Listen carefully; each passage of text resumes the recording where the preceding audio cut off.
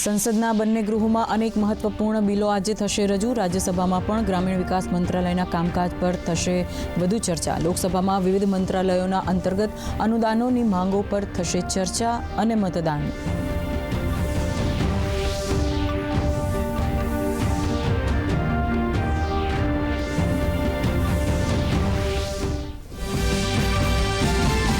રાજ્યસભા ચૂંટણીમાં એનડીએની બમ્પર જીત. 11માંથી 9 બેઠક પર મેળવ્યો વિજય.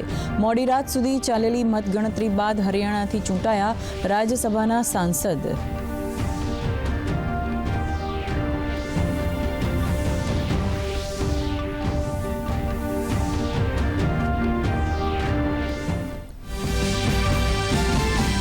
પશ્ચિમ એશિયા સંકટ વચ્ચે ભારતીયોને સુરક્ષિત પરત લાવવાનું કામ ચાલુ. એર ઇન્ડિયા અને એર ઇન્ડિયા એક્સપ્રેસની આજે 44 ફ્લાઇટ થશે સંચાલિત.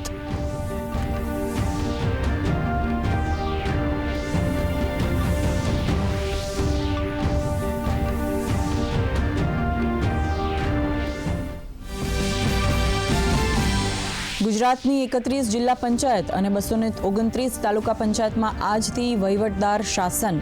જિલ્લા અને તાલુકા પંચાયતોમાં ટર્મ પૂર્ણ થતાં વહીવટદાર મુકાયા. પંચાયત વિભાગ દ્વારા કરાયો હુકમ.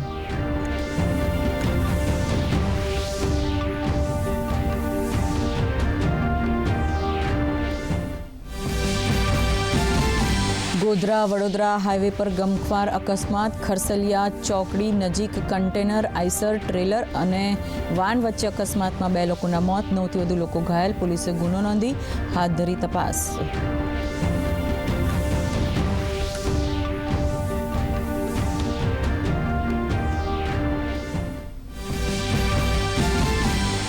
માર્ચથી શરૂ થનાર નર્મદા પરિક્રમાની તડામાર તૈયારીઓ. રાજ્ય સરકાર 10 કરોડના ખર્ચે શ્રદ્ધાળુઓને પૂરી પાડશે અનેક સુવિધાઓ. વીજળી, પાણી, ભોજન, આવાસ, ક્રાઉડ મેનેજમેન્ટ સહિતની તમામ જવાબદારીઓ યાત્રાધામ વિકાસ બોર્ડના શિરે.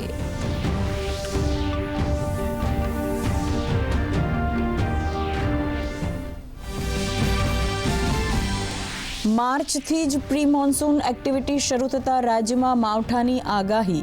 18થી 20 માર્ચ વચ્ચે સૌરાષ્ટ્ર, કચ્છ અને દક્ષિણ ગુજરાતના વિવિધ જિલ્લાઓમાં કમોસમી વરસાદનું અનુમાન.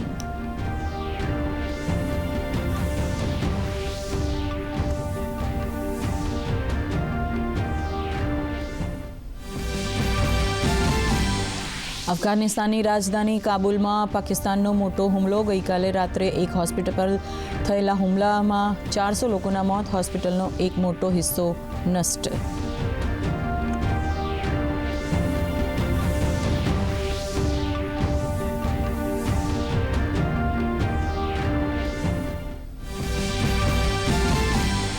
અમેરિકાના સહયોગી દેશોએ જ ડોનાલ્ડ ટ્રમ્પની અપીલને ફગાવી.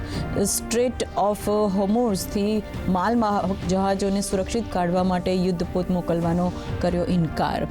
અમેરિકાના રાષ્ટ્રપતિ ટ્રમ્પે વ્યક્ત કરી નારાજગી.